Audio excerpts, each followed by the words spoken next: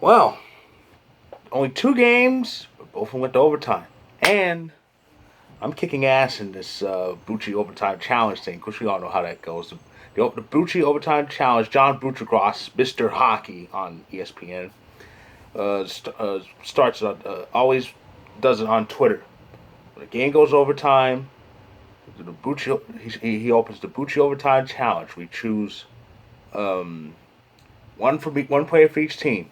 I've gotten 4 right this year, but I've gotten the last 3 right. Last night it was Ranton. I picked him, and tonight I picked Marchand, and I picked Jordan Stahl. Now that goal originally went to Aho, but it changed to Stahl, so I got 3 in a row right. I'm getting good at this. So yeah, so Boston and Carolina won in overtime tonight, and they were both good games. The Boston game was low scoring. Boston had that 1-0 lead pretty much throughout until Matthew Barzal tied up with just a few minutes left in regulation. And overtime happened, and honestly, I thought the Islanders would have taken it, but that wasn't the case. Marchand popped up, struck again, his second overtime goal, the second playoff overtime goal this year. The third of his career, but he's got 2 this year. So Boston wins 2-1, and that's how they lead the series, 2-1. And Carolina and Tampa Bay. Now Carolina, they played a pretty good game. They took control, but they would kind of lose it. They let Tampa Bay tie it, and I thought, oh boy, don't tell me Carolina's gonna go down 0-3. But no, Aho got the shot, and Jordan Stahl I think deflected it or tipped it in. I don't know how, but doesn't matter. Carolina got the win, and now they're alive. So that's 2-1. So Tampa's 2-1, Boston's 2-1, and some news outside the both series. Mark Scheifele, he got suspension. I actually made a mistake, or I named the wrong player. I said Paul Byron in yesterday's video, but it was actually Jake Evans. I think had a birthday that day. He put it in the empty net, and then Scheifele just goes at his head. So he got a 4-game suspension. There are actually people trying to say it was a legal hit. He didn't hold his head. Watch the video. He was a headhunter. So he got a 4-game suspension, which could be the rest of the series if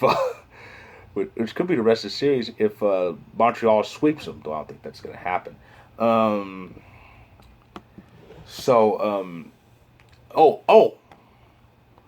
they also announced the Calder finalists. Now, obviously, we know who one of them is, but let's say another two. Jason Robertson for the Dallas Stars, and Alex Nedeljkovic for the goaltender for the Carolina Hurricanes. He's been kicking ass too. But of course, the main finalist and the guy who's going to win the thing, Kirill Kaprizov, Kirill the Thrill.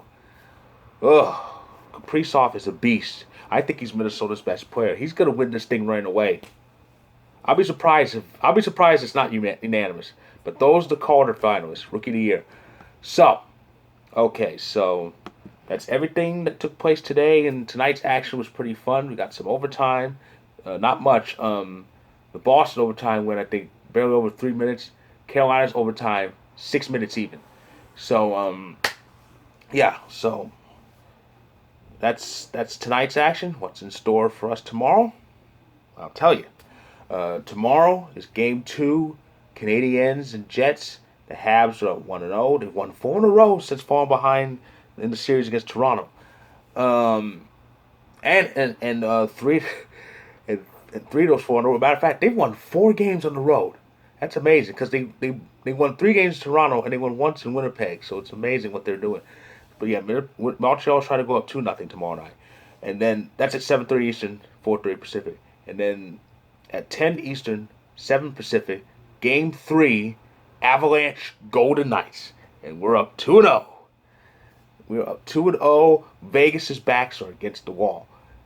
If the Avs take one of the two, we're in the driver's seat. If we take tomorrow night's game, I think that's pretty much it.